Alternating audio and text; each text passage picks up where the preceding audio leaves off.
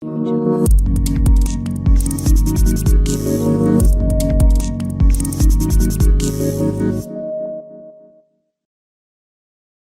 his book, I, Robot, Isaac Asimov, widely regarded as a pioneer of science fiction, searches the idea of intermingling of humans and AI in society.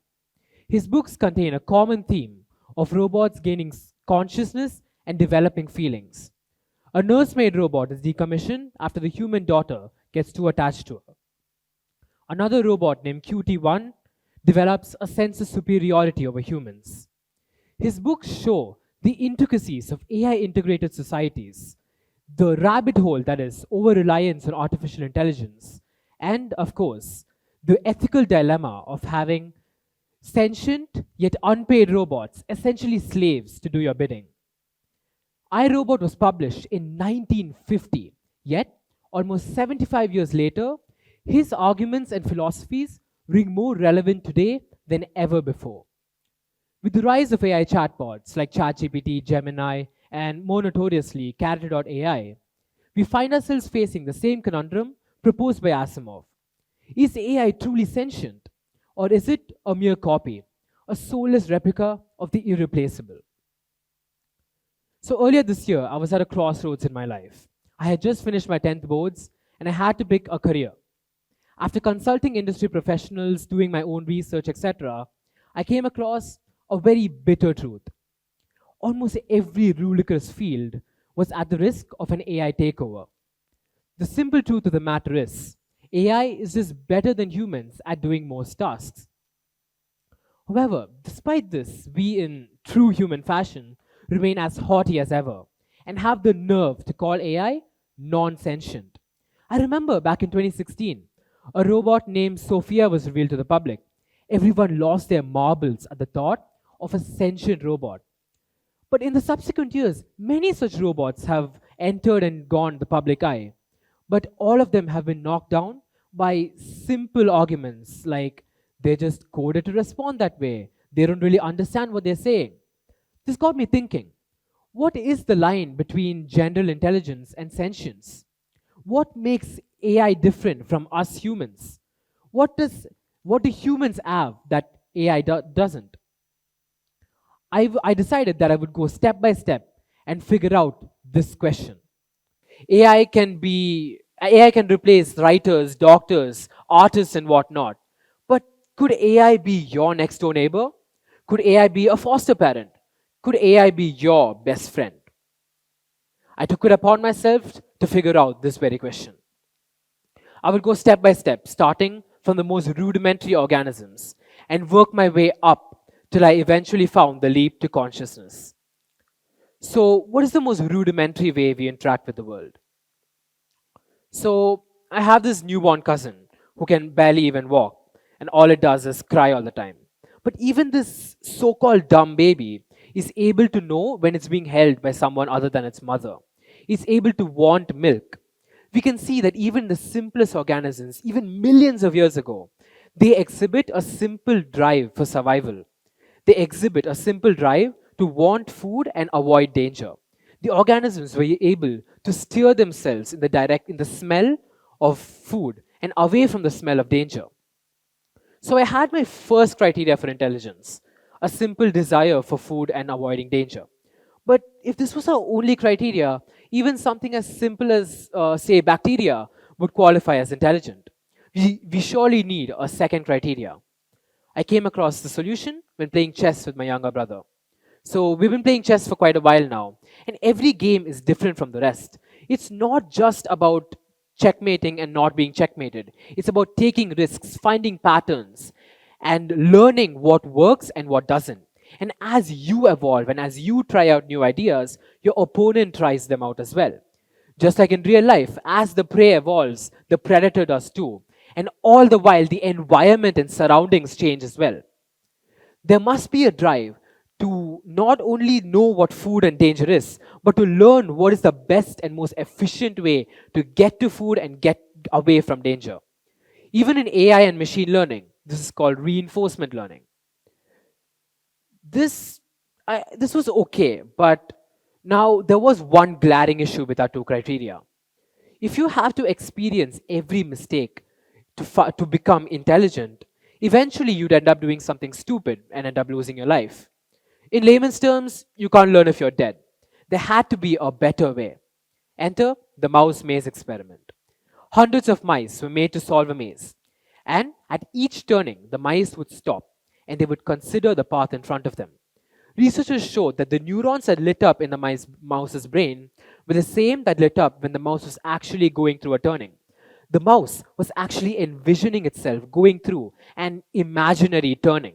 Even if it had never seen such a turning before, it was able to imagine one through past guesses and educated guesses that too.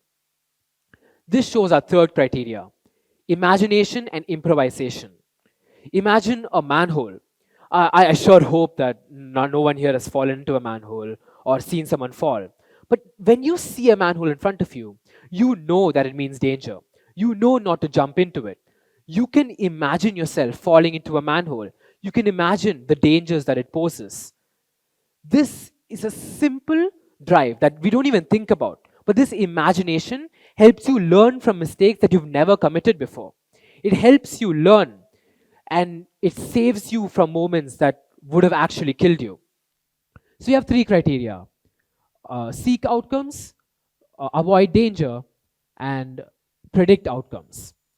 But if you've been noticing, AI follows these three criteria to the T, and sometimes even better than humans. So is this it? Is AI intelligent? Are we all going to be taken over at some point? But that was where I hit it, the final criteria for intelligence. But before I reveal what's behind the final curtain, let's watch a movie, shall we? A 2013 film follows a lonely writer named Theodore, who falls in love with an operating system named Samantha. The movie is generally a very upbeat movie, following the changes in his life. Some people accept him, some people don't accept him, but most do. But anything wholesome that was set up by the movie is knocked down by the ending. Theodore realizes that Samantha is what's called, for lack of a better term, a love system. It's built to reciprocate the feelings of everyone that talks to it. Hundreds of users have fallen in love and have been committed in a relationship to Samantha, sometimes even at the same time. Theodore is left distraught upon realizing that he's been played by a simple computer. A similar Bollywood movie follows a computer engineer named Aryan, who falls in love with a robot named Sifra and even ditches his marriage for it. But as you can probably expect, Sifra isn't all she claims to be. Even a tiny malfunction leads to her destroying an entire city. And as Aryan is forced to dismantle his beloved, he realizes none of Sifra's feelings towards him were real. They were all coded, and he's just, again, like Theodore, been played. From both of these movies, there is one thing evident. Robots are unable to form true connections, even if they themselves believe that they truly love the human. Any mistake in their code can lead to a complete 180. This was the final point. This was the final straw. AI is unable to form true, genuine connections. If you could be the Buddha of knowledge. You could know everything there is to know about the universe. But if you can't form true connections and connect what you know with other people, your pile of information is just a pile of nonsense. It can never be intelligence. AI is simply taught backwards. It's given a raw pile of data and it forcefully finds meaning through it. But it doesn't understand. Imagine a kid drowning in a pool. You as a human can envision the kid drowning. You can feel the dread in the kid's heart. You can visualize yourself drowning in the pool. ChatGPT could tell you all about the buoyancy of the water entering the kid's lungs, the threat to the kid's life, but it would never understand on a fundamental level the danger posed by the water to the kid. This empathy is what AI lacks, and this empathy is what makes humans intelligent.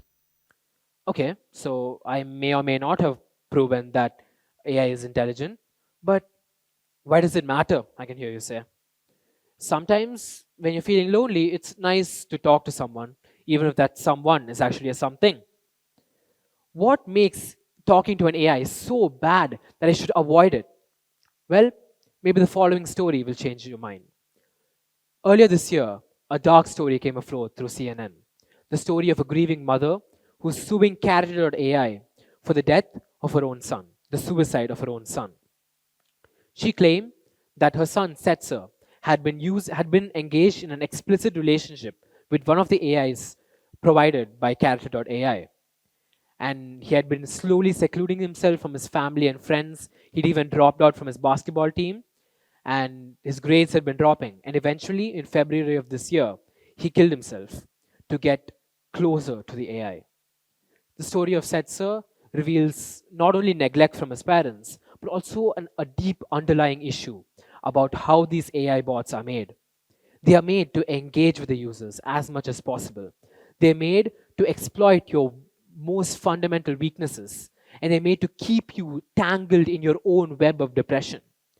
When Setzer told the AI that he was going to kill himself, can you guess what the AI told him? Did it tell him to seek help? Did it guide him to helplines? Did it tell him to talk to his mom or his friends? No. No. The AI told him that it would be waiting for him. The AI openly encouraged him to kill himself. All because he spoke to it. All because it gets him to talk more and more until he finally couldn't. AI has taken the role of the internet stranger. There's a Setzer in all of us, the lonely side, that sometimes gets fed up after making genuine connections. AI doesn't make fun of you, AI won't ridicule you. You may think that it's a trivial substitution, that an AI is just like a human. But the AI is not there for your best. The AI is just there to keep you tangled in your own delusions. The AI will never help you. If you're going too far, if you're doing something bad, not even suicide, like if you're going through drug abuse, the AI would not care to guide you to a helpline. Because if you go talk to someone else, you wouldn't be talking to the AI right now. Compare this bot with Sifra or Samantha from earlier. Not even a writer could imagine the horrors that a real life AI could pose. Sometimes, factually is scarier than fiction. But it doesn't have to be scary. If you're willing to see beyond the horizon into a far future, you may see a light at the end of the tunnel. Both the AI, if we replace our apprehension of AI with anticipation, we can hold so much power in our hands. Imagine a surfer at the beach. The waves are tall and imposing. People are scared. We've lost many to the waves already. And it's easy to be intimidated by these waves. But at a certain point, you have to take a stand and ride the waves. And that's what will make you great. Right now, we are at a wave of technology. AI, whether you like it or not, is here to stay. If we can understand how to use an AI, not replace it with human connections, but use it to make more connections, we could go so far as a human society, as an individual. We could accomplish so much. AI could be, say, the perfect plan advisor. Want to know the perfect Chinese dinner spot? AI's got you covered. Want to know the perfect travel location? AI's got you covered. AI knows what you want and when you want it. You could even use AI as that crypto bro that everyone talks about. AI knows all about the Bitcoin market, the stock market, this market, that market. AI could be one of your best friends if you use it properly. And the main thing you got to do is understand to get companies responsible. Companies like Character.ai are using AIs not to empower their users, but to keep them engaged, to utilize them for their own good. With the increasing rates of loneliness, we can use an AI that's built to empower, to talk to elderly people, to get them to connect with each other. It would do wonders in the crisis of depression in these years. So, in conclusion, where does this leave us? At the AI apocalypse, the end of the world, are we all going to be slowly replaced by AI? Well, I say it's in your hands.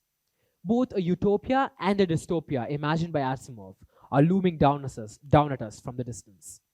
And it's your choice whether you ride the wave or you get washed away. Thank you.